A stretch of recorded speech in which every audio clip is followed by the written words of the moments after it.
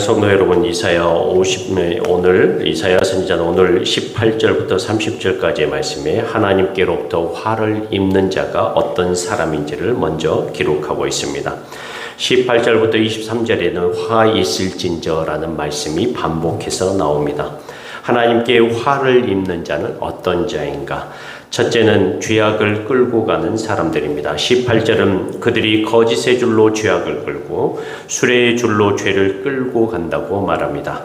죄에서 벗어나려고 하는 것이 아닙니다. 오히려 죄를 자기 곁에 붙들어 둡니다. 죄를 버리지 않고 끌고 다니며 살아갑니다. 그들은 하나님을 두려워하지도 않습니다. 오히려 하나님을 조롱합니다. 그가 그의 일을 속속히 이루어 우리가 보게 하라. 하나님의 심판이 있다면 당장 보여달라는 것입니다. 하나님의 말씀을 믿지 않았기 때문에 심판을 경고하시는 하나님을 비웃었습니다. 화 있는 자는 둘째, 선과 악을 뒤바꾸는 사람들입니다. 그들은 악을 선하다고 말하고 선을 악하다고 말합니다.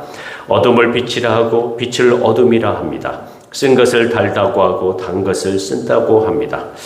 죄를 죄라고 말하지 않습니다. 하나님의 기준을 버리고 자기의 생각에 따라 선과 악을 결정합니다. 죄를 합리화하고 진리를 거짓이라고 공격합니다. 그러나 사람이 선과 악을 바꾼다고 해서 하나님의 기준이 바뀌는 것은 아닙니다. 어둠을 빛이라고 부른다고 해서 어둠이 빛이 되는 것도 아닙니다. 셋째는 스스로 지혜롭다고 생각하는 사람들입니다. 21절은 말합니다. 스스로 지혜롭다 하며 스스로 명철하다 하는 자들은 화 있을진저. 그들은 하나님의 말씀보다 자기 생각을 더 신뢰했습니다. 하나님의 말씀으로 자신을 판단한 것이 아니라 자신의 생각으로 하나님의 말씀을 판단했습니다. 사람이 하나님의 말씀을 떠나면서도 자신을 지혜롭다고 생각할 때 돌이키기가 더욱 어렵습니다. 자신의 잘못을 깨닫지 못하기 때문입니다. 넷째는 술을 마시는 일에는 용감하지만 정의를 행한 일에는 비겁한 사람들입니다. 그들은 포도주를 마신 데 용감했고 독주를 빚는 일에는 능숙했습니다. 뇌물을 받고 악인을 의롭다고 했으며 의인의 정당한 권리를 빼앗았습니다. 자기 욕망을 채우는 일에는 담대했지만 하나님의 정의를 세우는 일에는 관심이 없었습니다. 자신에게 이익이 된다면 악인을 풀어주고 의인을 악하게 만들었습니다. 이들이 화를 자초한 근본적인 이유는 24절에 나옵니다. 그들이 만군의 여호와의 율법을 버리며 이스라엘의 거룩한 이의 말씀을 멸시하였습니다. 멸시한다는 말은 하나님의 말씀을 실수로 무시하거나 잠시 소홀히 했다는 뜻이 아닙니다. 하나님의 말씀을 가치 없는 것으로 여기고 그 말씀의 권위를 인정하지 않으며 의도적으로 거부하는 태도를 뜻합니다.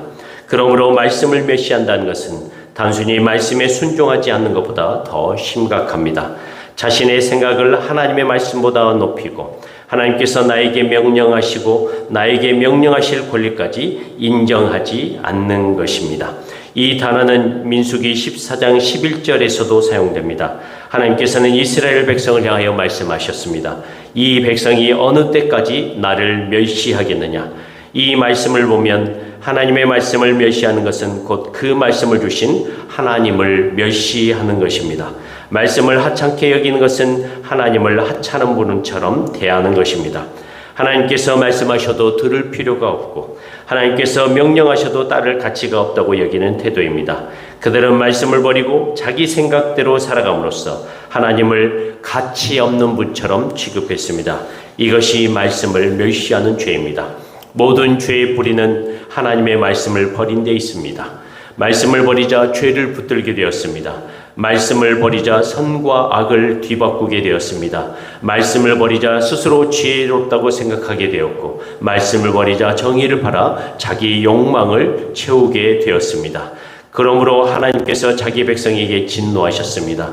하나님께서 손을 들어 그들을 치시자 산들이 진동하고 시체가 거리 가운데 쓰레기처럼 버려졌습니다. 그러나 하나님의 진노는 그것으로 끝나지 않았습니다. 25절은 이렇게 말합니다. 그의 진노가 돌아서지 아니하였고 그의 손이 여전히 펼쳐져 있느니라. 여기서 펼쳐진 손은 구원의 손이 아니라 심판을 계속하시는 손입니다. 하나님께서 먼 나라의 군대를 부르십니다. 하나님께서 깃발을 세우시고 휘파람을 부시자 그 군대가 신속하게 달려옵니다. 그들은 지치지도 않고 넘어지지도 않습니다. 그들의 무기는 준비되어 있고 전차는 회오리 바람처럼 달려옵니다. 그들은 굶주린 사자처럼 유다를 향하여 다가옵니다. 먹이를 움켜 가져가도 건져낼 자가 없습니다. 하나님께서 심판의 도구로 그들을 부르셨기 때문입니다. 그날에 유다 백성이 바라보는 곳에는 흑암과 고난뿐입니다. 빛은 짙은 구름에 가려집니다. 하나님의 말씀을 멸시한 백성의 미래가 얼마나 어두운지를 우리에게 보여주고 있습니다.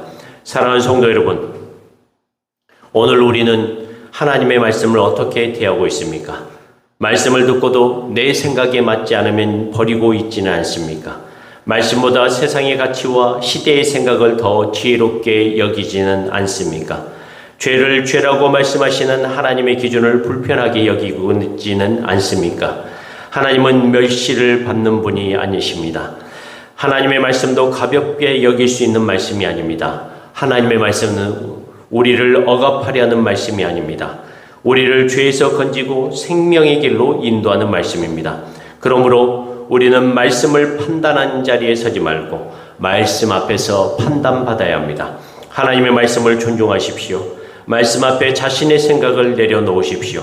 말씀이 죄라고 하는 것을 인정하십시오. 말씀이 선하다고 하는 것을 선하게 여기십시오. 말씀을 멸시하는 그 길의 끝에는 어둠이 있습니다. 그러나 말씀을 존중하고 돌이키는 사람에게는 생명의 길이 열립니다. 오늘도 하나님의 말씀 앞에 겸손히 서십시오. 말씀을 듣고 말씀을 믿고 말씀에 순종하는 복된 하루가 되기를 주님의 이름으로 간절히 축원합니다.